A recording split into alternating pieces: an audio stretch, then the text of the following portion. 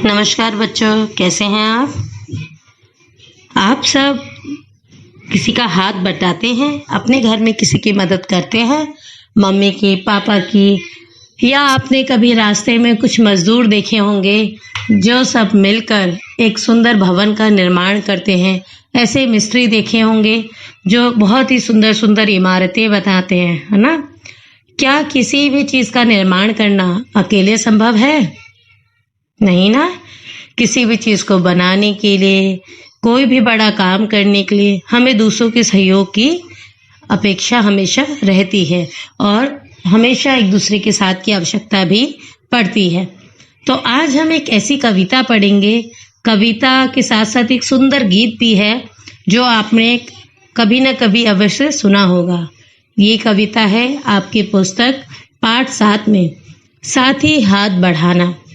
तो चलिए पढ़ते हैं। ये बहुत ही सुंदर कविता है साहिल लुधियानवी जी की, जिस पर गीत भी बना है। तो चलिए पढ़ते हैं। साथी हाथ बढ़ाना, एक अकेला थक जाएगा, मिलकर बोझ उठाना। साथी हाथ बढ़ाना, हम मेहनत वालों ने जब भी मिलकर कदम बढ़ाया, सागर ने रास्ता छोड़ा, पर्वत ने शीश झुकाया। फौलादी है सीने अपने, फौलादी है बाहें, हम चाहे तो चट्टानों में पैदा कर दे राहें। साथी हाथ बढ़ाना। तो चलिए पहले इतना समझते हैं इस कविता को। साथी हाथ बढ़ाना, देखो हाथ बढ़ाना क्या होता है बेटा? मदद करना, किसी की हेल्प करना, किसी की सहायता करना और उसकी मदद करके आगे बढ़ते जाना। तो इसमें लिखा है साथी हाथ बढ़ाना, यानी दोस्तों आप हाथ बढ़ाना, आप हर किसी की मदद करना। अगर कोई एक अकेला थक जाए, कोई एक अकेला इंसान काम करते करते थक जाए, तो आप उसकी मदद कीजिए। यदि आपको कभी आप जा रहे हैं कहीं पर, रास्ते में भी आपको कोई ऐसा व्यक्ति दिखता है जिसे आपकी मदद की ज़रूरत है, या जो काम कर करके अपनी जिम्मेदारियां उठा कर बहुत थक गया है, तो आप उसे कुछ पलों के लिए सहायता देकर उसका बोझ बहुत कम कर सकते हैं। तो देखिए इसमें लिखा है, एक अकेला थक जाएगा, मिलकर बोझ उठाना, साथी हाथ बढ़ाना। तो इसमें एकता की बात बताई गई है कि यदि एक इंसान थक जाता है तो आप अपना हाथ बढ़ाकर उसकी मदद करना, उसका बोझ मिलकर उठाना, साथी हाथ बढ़ाना। और जो मेहनत करने वाले लोग होते हैं, तो देखिए उन्होंने जब मिलकर कदम बढ़ाया, जब मिलकर किसी काम की शुरुआत करी, तो उस काम को पूरा करने के लिए सागर ने भी, समुद्र ने भी अपना रास्ता छोड़ा, और पर्वत यानी पहाड़ों ने भी अपना शीश झुकाया है, अपना सिर झुकाया है, और सागर ने भी उन मेहनत करने वाले व्यक्तियों के लिए रास्ता बनाया है, और पर्वत ने भी उनके समक्ष अपना मस्तक झुकाया है। उनके फौलादी है सीने, जो मेहनत करने वाले लोग होते हैं बेटा, उनके इरादे इतने सशक्त होते हैं, इतने मजबूत होते हैं कि जैसे फौलाद होती है, फौलादी है सीने अपने, फौलादी हैं बाहें, उनका सीना, उनकी बाहें, उनके इरादे सब इतने मजबूत हैं जैसे फौलाद हो। कोई लोहा होता है ना, लोहा कितना मजबूत होता है, ऐसे ही इनके इरादे भी मजबूत हैं। हम चाहे तो चट्टानों में पैदा कर दे राहें, साथी हाथ बढ़ाना। हम देखिए, हम चाहे तो यानी जो मेहनत करने वाले लोग हैं, यदि ये चाहे तो चट्टान क्या होते हैं? पहाड़, बड़े बड़े चट्टान जो बहुत मजबूत होते हैं, जिन्हें मशीनें भी नहीं गिरा पाती, उन्हें उनकी हिम्मत गिरा देती है। मेहनत करने वालों की हिम्मत, उनके इरादे, फौलादी इरादे चट्टानों में भी रास्ता पैदा कर देते हैं, यानी चट्टानों को भी तोड़कर अपने लिए आगे राह बना देते हैं, अपने लिए रास्ता बना देते हैं। तो साथी हाथ बढ़ाना, मेहनत अपने लेख की रेखा, मेहनत से क्या डरना, कल गैरों की खातिर की, आज अपनी खातिर करना। अपना दुख भी एक है साथी, अपना सुख भी एक, अपनी मंजिल सच की मंजिल, अपना रास्ता नेक। साथी हाथ बढ़ाना, एक से एक मिले तो कतरा बन जाता है दरिया, एक से एक मिले तो जर्रा बन जाता है सहरा। एक से एक मिले तो राई बन सकती है पर्वत, एक से एक मिले तो इंसान बस में कर ले किस्मत, साथ ही हाथ बढ़ाना। तो देखिए कितनी सुंदर कविता है। आगे समझते हैं इसे। मेहनत अपने लेख की रेखा। देखिए हम बोलते हैं कि किसी काम को हम करते हैं, अगर वो काम नहीं कर पाते या उसमें हम सफल नहीं हो पाते तो हम बोल देते हैं कि यही मेरी किस्मत की रेखा है, यानी यही मेरी किस्मत में लिखा है, यही मेरे भाग्य में लिखा है। लेकिन हम मेहनत नहीं करते हैं, हम उसे करने के लिए मेहनत नहीं करते हैं। हम कहते हैं ठीक है, यदि हमने कोई परीक्षा दी है, अगर किस्मत में होगा तो हम पास हो जाएंगे। नहीं, किस्मत में कुछ भी नहीं होता बेटा। आपको अपनी किस्मत खुद बनानी पड़ती है, मेहनत करनी पड़ती है। यदि आप मेहनत करते हैं, आपको कोई भी आपके भाग्य में कुछ भी लिखा हो, आप उसे बदल सकते हैं। यदि आपको उस परीक्षा में पास होना है तो आपको अपनी भाग्य के, अपनी किस्मत के भरोसे नहीं बल्कि अपनी मेहनत के भरोसे रहना चाहिए। यदि आपने मेहनत की है तो आप अवश्य ही सफल होंगे। इसलिए मेहनत से क्या डरना, आपको मेहनत से डरना नहीं है बल्कि पूरे जी जान से मेहनत करनी है। कल गैरों की खातिर की, आज अपनी खातिर करना। पहले आपने दूसरों के लिए मेहनत की है। मजदूर बता रहे हैं कि आपने दूसरों के लिए मेहनत की, दूसरों के घर बनाए, दूसरों की इमारतें बनाई, लेकिन आज वो अपने लिए, अपनी खातिर मेहनत कर रहे हैं, अपने लिए घर बना रहे हैं, अपने किस्मत को बदल रहे हैं मेहनत करके। अपना दुख भी एक है साथी, अपना सुख भी एक। ये बोल रहे हैं कि हमारा अपना दुख, सारे जितने मेहनत करने वाले लोग हैं सबका दुख भी एक है और सबका सुख भी एक है। देखिए इनका दुख क्या है, इनको मंजिल प्राप्त नहीं, लेकिन जब ये मेहनत करते हैं तो इन सबका सुख भी एक होता है और सबको मंजिल मिल जाती है। अपनी मंजिल सच की मंजिल, अपना रास्ता नेक, साथ ही हाथ बढ़ाना। तो देखिए इसमें कवि क्या बोलते हैं कि अपनी मंजिल, जो मेहनत करने वाले लोग होते हैं ना बेटा, इनकी मंजिल केवल एक ही होती है, सच की मंजिल, और इनका रास्ता नेक होता है क्योंकि इन्होंने मेहनत से, आप देखेंगे जितने भी गरीब लोग होते हैं, मजदूर लोग होते हैं, ये बहुत मेहनती होते हैं। ये किसी के घर चोरी करके, डाका डाल के नहीं कमा रहे हैं, ये अपनी मेहनत करके, दिन भर कठिन परिश्रम करके कमाई कर रहे हैं। तो रिक्शे वाले भैया को आप देखते हो, दिन भर रिक्शा चलाते हैं और रात को जितना भी पैसा मिलता है उसे ले जाके अपने घर का पालन पोषण करते हैं, अपने बीवी बच्चों की जिम्मेदारी उठाते हैं। तो इनका रास्ता बहुत नेक है। ये किसी से दया नहीं मांग रहे हैं, किसी से उधार नहीं ले रहे हैं या किसी से भीख नहीं मांग रहे हैं, अपना कर्मठता से, अपनी मेहनत से अपना रास्ता खुद बना रहे हैं और इनका काम बहुत नेक है। और काम करने में, काम चाहे छोटा हो बड़ा हो, हमें कभी भी शर्म नहीं करनी चाहिए क्योंकि जिस काम में मेहनत लगती है वो काम कभी भी गलत नहीं हो सकता। एक से एक मिले तो कतरा। देखिए एक से एक जब बूंदें मिलती हैं तो उसे बन जाती हैं दरिया। बूंदें मिलकर नदी बन जाती है, दरिया का रूप ले लेती है ना।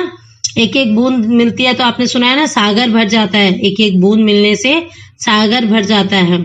इसी तरह एक से एक मिले तो जर्रा बन जाता है सहरा, और एक से एक मिलेगा जर्रा तो सहरा बन जाता है।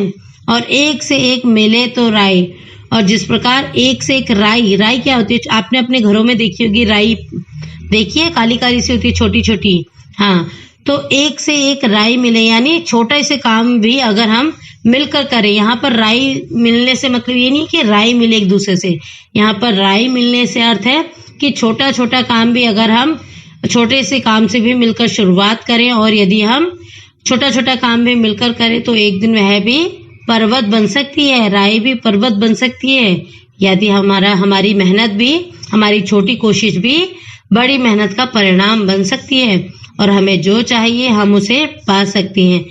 एक से एक मिले तो इंसान बस में कर ले किस्मत, यानी यदि हम इंसान भी एक से एक मिले, सब मिलजुल कर रहे तो हम अपनी किस्मत को भी हरा सकते हैं। अपनी मेहनत से हम अपनी किस्मत को भी हरा सकते हैं। तो साथ ही हाथ बढ़ाना, यानी सारे लोग मिलकर मेहनत करो, आगे बढ़ो और देश को और आगे ले जाओ और खूब मेहनत करो। तो ये थी साहिर लुधियानवी जी की कविता, जिसमें वो ये संदेश दे रहे हैं कि हमें अपने भाग्य पर नहीं, किस्मत पे नहीं, अपनी मेहनत पे यकीन रखना चाहिए। और यदि हम सब मिलकर मेहनत करें तो हम पर्वतों को भी तोड़ सकते हैं, पर्वत को भी हिला सकते हैं। सागर भी हमें रास्ता देगा।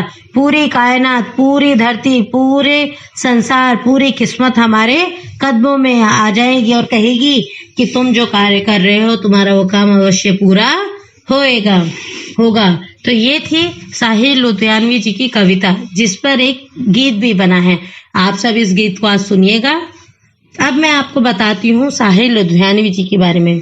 साहिर लुधियानवी जी जो थे, इनका मेन मुख्य नाम इनका क्या था? अब्दुल हई, लेकिन ये साहिर लुधियानवी जी के नाम से प्रसिद्ध थे। ये एक प्रसिद्ध शायर थे, गीतकार थे। इन्होंने बहुत सारे गीत भी लिखे हैं। इनका जन्म लुधियाना में हुआ था और लाहौर तथा बम्बई इनकी कर्म भूमि रही। कर्म भूमि क्या होता है? जहां पर उन्होंने काम किया, वो जहां पर उन्होंने अपनी जीविका चलाई। साहिर फिल्म इंडस्ट्री से करीब 3 दशक तक जुड़े रहे और इन्होंने सैकड़ों मशहूर गीत लिखे जो आज भी हिंदुस्तानियों के दिलों पर राज कर रहे हैं। साहिर लुधियानवी का जन्म मुस्लिम गुज्जर परिवार में 8 मार्च 1921 को लुधियाना, पंजाब में हुआ। इन्होंने कई फिल्मों जैसे मिलाप, लाइट हाउस, भाई बहन, साधना, धर्मपुत्र आदि जैसी फिल्मों में गीत लिखे। और इनके प्रसिद्ध गीत आपने सुने ही होंगे। देखिए, आना है तो आ, अल्लाह तेरो नाम, ईश्वर तेरो नाम। फिर है चलो एक बार फिर से अजनबी बने जाए हम। फिर है मैं पल दो पल का शायर हूँ, सुना होगा आपने ये भी। और एक है ईश्वर अल्लाह तेरो नाम आदि है। कभी ना कभी कोई ना कोई गाना तो बच्चों आपने भी इनका जरूर सुना होगा। ये उम्र भर अविवाहित ही रहे, अर्थात इन्होंने कभी शादी नहीं की। और 25 अक्टूबर यानी अक्टूबर की 25 तारीख को 1980 को मुंबई में 59 वर्ष की आयु में इनका देहांत हो गया। इनके कार्य के लिए इन्हें फिल्म फेयर अवार्ड भी मिला है। तो यह थी साहिर लुधियानवी जी के जीवन पर चर्चा। अब हम इस गीत के इस कविता के अभ्यास कार्य पर चर्चा करते हैं। तो चलिए देखिए इसका अभ्यास कार्य। पहले आते हैं हम प्रश्न अभ्यास पर। पहला, गीत से इस गीत की किन पंक्तियों को तुम अपने आसपास की जिंदगी में घटते हुए देख सकते हो? तो देखिए, आपने अपने आसपास की जिंदगी में कौन सी पंक्तियों को घटते हुए देखा है? क्या आपने ऐसा देखा है कि यदि किसी ने मेहनत की हो और उसे फल अवश्य मिला हो, या वो भाग्य के भरोसे बैठा हो लेकिन उसे कुछ ना मिला हो, और जब उसने मेहनत की हो तो उसे सब कुछ मिल गया हो? या इन पंक्तियों में आई हुई कोई भी ऐसा वाक्य जो आपने कभी होते हुए देखा, ऐसी घटना? सोचिएगा और लिखिएगा। फिर है दूसरा, सागर ने रास्ता छोड़ा, पर्वत ने शीश झुकाया। साहिर ने ऐसा क्यों कहा है? लिखो। सागर ने रास्ता छोड़ा का इसका मतलब क्या है बेटा? जब आप मेहनत करते हैं, कोई काम पूरे जी जान से करते हैं, तो सागर भी आपके लिए रास्ता छोड़ देता है। यानी सागर भी कहता है कि करिए अपना काम। और पर्वत ने भी शीश झुकाया, यानी पर्वत ने भी उनकी मेहनत के आगे अपना सिर झुका दिया है। साहिर ने ऐसा क्यों कहा है कि जो मेहनत करने वाले होते हैं वो अपने आगे किसी को भी अपना मस्तक झुकाने पर मजबूर कर देते हैं, इसलिए साहिर जी ने ऐसा लिखा है। फिर है गीत में सीने और बाहों को फौलादी क्यों कहा है? देखिए, सीने और बाहों को फौलादी इसलिए कहा है क्योंकि यदि आपके सीने में कुछ कर गुजरने की चाह हो तो आप हर काम कर सकते हैं। और बाहों को फौलादी क्यों कहा गया है? बाहों को लोहे की तरह मजबूत फौलादी क्यों कहा गया है? क्योंकि बाहों में ही वो शक्ति होती है जिसके द्वारा हम मेहनत कर पाते हैं। यदि आप कोई मजदूरी का काम कर रहे हैं, यदि हम लिख भी रहे हैं, कोई भी हम काम कर रहे हैं, तो बिना बाहों के, बिना मजबूत हाथों के हम उस काम को कर सकते हैं? बिल्कुल नहीं कर सकते। आपको एक विद्यार्थी होने के नाते भी आपकी बाहें मजबूत होनी चाहिए। आपको लिखते हुए आपके हाथ में दर्द बिल्कुल नहीं होना चाहिए। तो इसी प्रकार मेहनत करने वालों के लिए मेहनत करने वालों के लिए बोला गया है, उसके सीने और बाहों को फौलादी कहा गया है। यदि उनके सीने और बाहें फौलादी नहीं होंगी तो उनके इरादे भी मजबूत नहीं होंगे और वह मेहनत नहीं कर पाएंगे। फिर है गीत से आगे। पहला, अपने आसपास तुम किसे साथी मानते हो और क्यों? यानी आप अपने आसपास किसे साथी मानते हो? अपने मम्मी पापा, अपने दोस्त, कोई मेहनत करने में आपको मदद करता है? आप जब कक्षा के लिए परीक्षा की तैयारी करते हैं तो उस समय आपके साथी कौन होते हैं जो आपको मदद करते हैं? तो लिखिएगा, आपके दोस्त हो सकते हैं, आपके मम्मी पापा हो सकते हैं। आप जब पढ़ते हो रात भर आपकी मम्मा आपको चाय बना के देती हैं, आपको बीच बीच में उठाने आती हैं, सुलाने आती हैं, तो आपकी मम्मी आपके साथी हो सकती है आपकी पढ़ाई में, आपकी मेहनत में, है ना। तो आपका साथी कौन है जो आपको प्रेरित करता है? तुम किसे साथी मानते हो? इससे मिलते जुलते कुछ और शब्द खोज कर लिखो। देखिए, साथी से मिलते जुलते क्या हो सकते हैं? आप शब्द देखिएगा, साथी से मिलकर हाथी होता है, मिलते जुलते, है ना। ये होते हैं तुक वाले शब्द, साथी, हाथी, है ना। लेकिन यहाँ पर आपको क्या पूछा है कि इससे मिलते जुलते कुछ और शब्द देखिए जो आपकी मदद करे। साथी हो सकता है, आपका हमदर्द हो सकता है, या आपका दोस्त हो सकता है। तो आप इस प्रकार के शब्द ढूंढिएगा और लिखिएगा। फिर है दूसरा, अपना दुख भी एक है साथी, अपना सुख भी एक। कक्षा, मोहल्ले और गांव शहर के किस किस तरह के साथियों के बीच तुम्हें इस वाक्य की सच्चाई महसूस होती है और कैसे? देखिए, जब आप विद्यार्थी सब सारे दोस्त आपस में मिलते हो तो आपका दुख भी एक है कि क्या परीक्षा आने वाली है, और अपना सुख भी एक है। यदि आपने पढ़ाई की है तो वही आपके लिए सुख बन जाता है कि अगर आपको सब कुछ अच्छी तरह आता है तो चलो अच्छा है, इस बार परीक्षा होगी और हमारे पूरे अंक आएंगे। यदि आपने परीक्षा की तैयारी नहीं की है, पढ़ाई नहीं की है, तो यही सबका दुख भी बन जाता है कि परीक्षा आने वाली है और हमने तैयारी नहीं की है ना। तो इसी तरह आपके कक्षा, मोहल्ले और गांव शहर के किस किस तरह के साथियों के बीच तुम्हें इस वाक्य की सच्चाई महसूस होती है, लिखो और कैसे। तीसरा, इस गीत को तुम किस माहौल में गुनगुना सकते हो? बताइए, जब आप मेहनत कर रहे हो, जब आपका मान लीजिए आपका घर बन रहा है और सारे मजदूर काम पर लगे हुए हैं, उनके साथ आप भी उनकी मदद कर रहे हो, उनके साथ ईंटें पहुंचाने में मदद कर रहे हो, रेता सीमेंट पहुंचाने में मदद कर रहे हो, तो तब आप ये गाना गा सकते हो, बिल्कुल गा सकते हो। या फिर मान लीजिए आपके लाइब्रेरी का, आपके स्कूल में पुस्तकालय का सारा सामान एक कमरे से दूसरे कमरे में रखा जा रहा है, आप किताबें लेके जा रहे हो, तो आप सब ये सारा मिलकर गाना गा सकते हो, बिल्कुल सही। और कौन कौन सी ऐसी परिस्थितियां हो सकती है जब आप ये गाना गा सकते हो, तो इसे गुनगुना सकते हो, किस माहौल में, लिखिएगा। फिर है चौथा, एक अकेला थक जाएगा मिलकर बोझ उठाना। पहला का, तुम अपने घर में इस बात का ध्यान कैसे रख सकते हो कि एक अकेला थक जाए तो हमें मिलकर उसकी मदद करनी है? बिल्कुल सही, अपनी मम्मी के लिए, कि जब आपकी मम्मी पूरे दिन काम करती है तो आप इस बात का कैसे ध्यान रखोगे? एक अकेला थक जाए मिलकर हाथ बटाना, तो आप अपनी मम्मी की मिलकर मदद कर सकते हैं। मम्मी खाना बना रही है तो आप उस खाने को सबको देकर, सबके हाथ में पहुंचाकर मम्मी की मदद कर सकते हैं। अपना काम स्वयं करके मदद कर सकते हैं, अपने कपड़े, अपने बर्तन खुद धोकर मदद कर सकते हैं। मम्मी को तंग ना करके अपने सारे काम अगर आप खुद करेंगे तो आप अपनी मम्मी की मदद करेंगे, ठीक है। फिर है खा, पापा के काम और माँ के काम क्या क्या हैं? आपके पापा के काम आप देखते होंगे अलग है।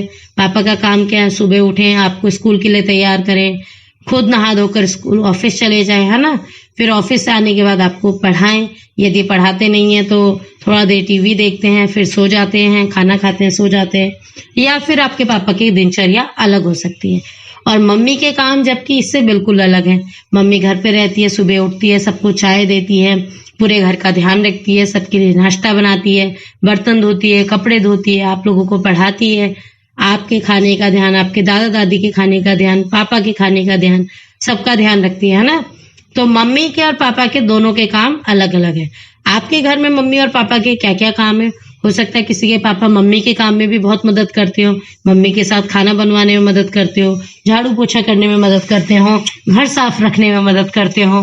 तो आप अपने मम्मी और पापा के काम अलग अलग लिखिएगा। फिर हैगा, क्या वे एक दूसरे का हाथ बटाते हैं? मम्मी पापा एक दूसरे का हाथ बटाते हैं? बिल्कुल बता सकते हैं।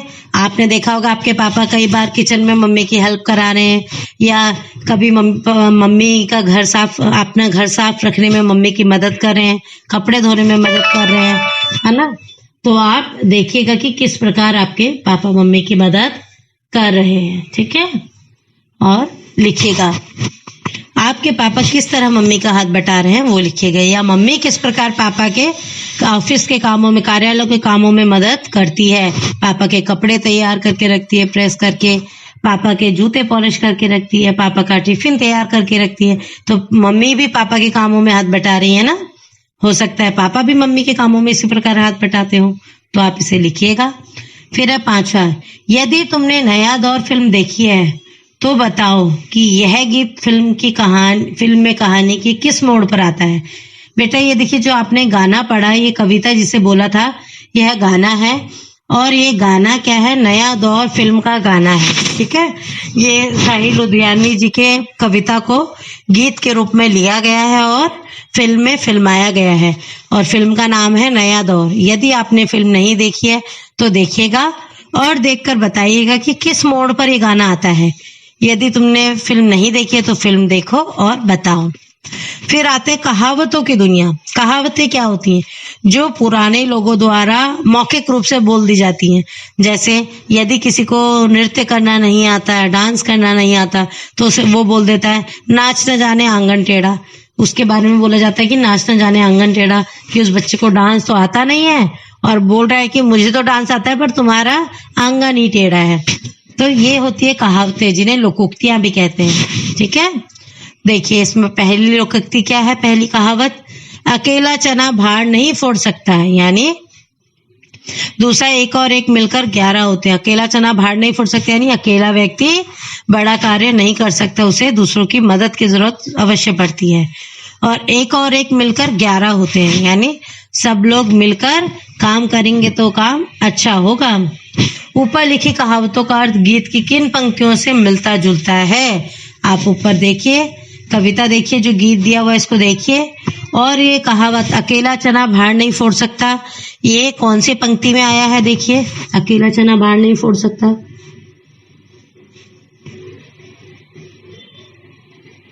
देखिए देखिए बिल्कुल,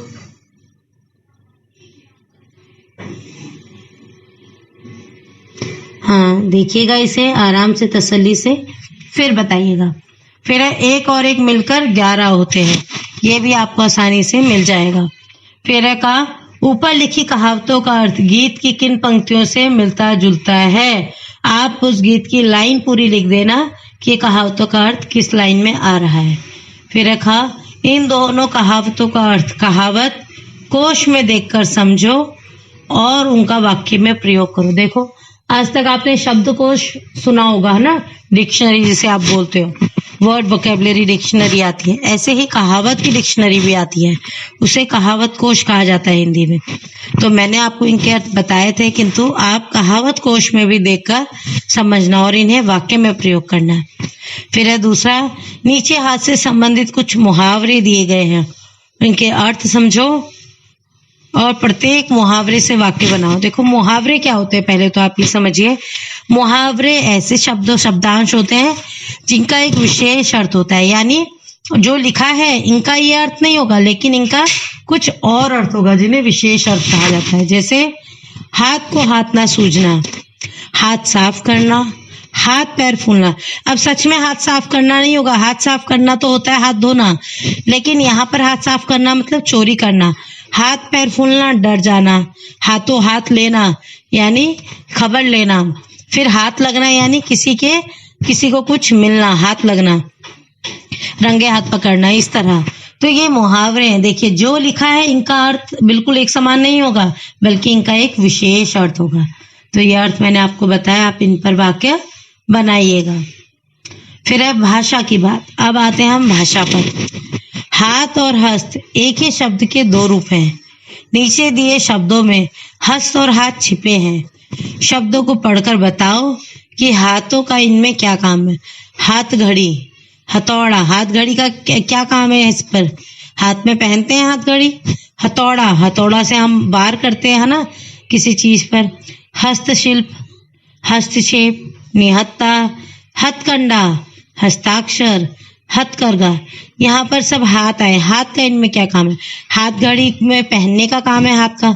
हथौड़ा हाथ से वार करने का काम है, हथौड़ा पकड़कर किसी चीज पर वार करना। हस्तशिल्प का क्या काम है? यहाँ पर हाथ का, हाथ से बनी हुई चीजें हस्तशिल्प के मेले में आती हैं।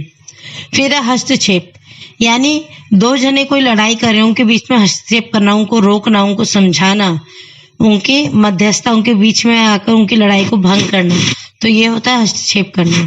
फिर है निहत्था। निहत्था मतलब खाली हाथ, जिसके पास कोई औजार ना हो, हाथ में कोई चीज ना हो, कोई उपकरण ना हो। फिर है हथकंडा। हथकंडा मतलब होता है तरकीब, उपाय। फिर है हस्ताक्षर। हस्ताक्षर में हाथ का क्या रोल है? आप जब साइन करते हो, जब आप अपने हस्ताक्षर करते हो, तो पेन हाथ से ही पकड़ते हो ना, या पेंसिल हाथ से ही पकड़ते हो, तभी आप साइन करते हो, तभी आप हस्ताक्षर करते हो। फिर है हथकरघा। हथकरघा क्या होता है? जो हाथ से चलाया जाता है उसे हथकरघा कहते हैं। फिर है अगला, इस गीत में पर्वत, शीश, रास्ता, इंसान जैसे शब्दों का प्रयोग हुआ है। इन शब्दों के प्रचलित रूप लिखो। देखिए, पर्वत लिखा है, पर क्या सच में पर्वत होता है? नहीं, पर्वत होता है व के ऊपर रेफ रा और त, पर्वत। शीश होता है? शीश नहीं होता, शीश होता है। शीश यानी सिर, मस्तक। और रास्ता, रास्ता होता है। रास्ते की जगह पे इनका प्रचलित अर्थ क्या है? रास्ता। और इंसान की जगह पे इंसान। तो आप इनके सही रूप लिखिएगा, जो कि प्रचलित रूप है। फिर है तीसरा, कल गैरों की खातिर की, आज अपनी खातिर करना। तो कल गैरों की खातिर की मेहनत, आज अपने लिए करना। इस वाक्य को गीतकार इस प्रकार कहना चाहता है कि तुमने कल गैरों की खातिर मेहनत की, आज तुम अपनी खातिर करना। इस वाक्य में तुम करता हो, तुम करता है। तुम करता कौन होता है? जो काम करता है, सब्जेक्ट, जो कोई काम कर रहा है, जो गीत की पंक्ति में छंद बनाए रखने के लिए हटा दिया गया है। तुम, हाँ देखिए, तुम शब्द इसमें बीच में हटा दिया गया है ताकि हल्का गीत की पंक्ति में छंद बना रहे। उपयुक्त पंक्ति में रेखांकित शब्द अपनी का प्रयोग करता तुम के लिए हो रहा है, इसलिए यह सर्वनाम है। ऐसे सर्वनाम जो अपने आप के बारे में बताएं निजवाचक सर्वनाम कहलाते हैं। निज का अर्थ अपना होता है, जैसे मैं अपना काम स्वयं करती हूँ। निजवाचक सर्वनाम के 3 प्रकार होते हैं, जो नीचे दिए गए हैं। पहला, मैं अपने आप या आप घर चली जाऊंगी। मैं अपने आप घर चली जाऊंगी, तो मैं स्वयं के लिए बोल रही हूँ, तो यहाँ पर निजवाचक सर्वनाम होगा। सर्वनाम तो आप जानते हैं कौन से शब्द होते हैं, जो संज्ञा के बदले प्रयोग हो जाते हैं। जैसे मैं बोलूं राम घर जाता है, राम की जगह पे वह घर जाता है, तो वह सर्वनाम है। यहाँ पर सर्वनाम का ही आपको भेद बताया जा रहा है निजवाचक सर्वनाम के रूप में। मैं अपने आप घर चली जाऊंगी। बब्बन अपना काम खुद करता है। सुधा ने अपने लिए कुछ नहीं खरीदा। यहाँ पर देखिए, तीनों चीजें अपने लिए प्रयोग हो रही है, तो यह कौन सा सर्वनाम है? निजवाचक सर्वनाम। बहुत अच्छे। अब तुम भी निजवाचक सर्वनाम के निम्नलिखित रूपों का वाक्य में प्रयोग करो। अपने को, अब आप अपने को के बारे में वाक्य बनाइए। मैं अपने को शीशे में देख रही थी। अपने पर, अपने से, अपने लिए, अपना, आपस में, तो मैंने आपको एक उदाहरण बताया, बाकी आप इसे खुद लिखने का प्रयास कीजिएगा वाक्य बनाने का। फिर है कुछ करने को। बातचीत करते समय हमारी बातें हाथ की हरकत से प्रभावशाली होकर दूसरे तक पहुंचती है। हाथ की हरकत से या हाथ के इशारे से भी कुछ कहा जा सकता है। नीचे लिखे हाथ के इशारे किन अवसरों पर प्रयोग होते हैं? जैसे क्यों पूछते हाथ, क्यों मम्मी कुछ बोल रही है और आप पूरी आवाज में टीवी देख रहे हैं आवाज फुल करके, तो आप मम्मी को बोलते हो क्यों, क्या कह रहे हो आप, मुझे समझ नहीं आ रहा है ना। क्यों, क्यों पूछते हाथ, बुलाते हाथ। आप बाहर खेल रहे हो, मम्मी आपको हाथ से इशारे से ऐसे बुलाती है ना, इधर आओ, इशारे से। मम्मी दूर बोलेगी नहीं ताकि आप सुन नहीं पाओगे, पर आप देख सकते हो दूर से, तो इशारा कर रही है बुलाते हाथ। मना करते हाथ का प्रयोग होते हैं जब आप कुछ खाने की जिद कर रहे हैं या बाहर खेलने की जिद कर रहे हैं और मम्मी आपको आजकल की स्थिति देखते हुए मना कर रही है, तो मना करते हाथ कैसे होते हैं, का प्रयोग करती है मम्मी। आरोप लगाते हाथ का प्रयोग करती है जब आपने कुछ तोड़फोड़ कर दी लेकिन आप मना कर रहे हो, पापा से आपकी शिकायत कर रही है मम्मी, तब आरोप लगाते हाथ होते हैं। फिर है जोश दिखाते हाथ, आप किसी काम को करते हुए बहुत खुश हो रहे हो और आपको यह काम आ भी रहा है, तो आप जोश दिखाते हाथ दिखाओगे, हाय मेरा काम हो रहा है, ऐसे वाले। फिर है समझाते हाथ, जब आप किसी को कुछ गलत काम करने से रोक रहे हैं, किसी को कुछ समझा रहे हैं, तो आप समझाते हाथ दिखाओगे। फिर है चेतावनी देते हाथ, आप किसी को चेतावनी दे रहे हो कि ऐसा मत करो, तो ये चेतावनी देते हुए हाथ है। ठीक है, तो यह था अभ्यास कार्य, आशा है आप समझ गए होंगे। फिर आपके लिए केवल पढ़ने के लिए एक दौड़ ऐसी भी, ये विकलांग व्यक्तियों के ऊपर है, देखिए जिनकी शारीरिक अक्षमता होती है, कैसे स्वर्ण पदक दिया उस बच्चे को, आप इसे पढ़िएगा, बहुत सुंदर कहानी है, ये भी केवल पढ़ने के लिए है, आप इसे पढ़िएगा और समझिएगा। फिर मिलेंगे आपसे अगले पाठ के साथ, तब तक बहुत बहुत धन्यवाद।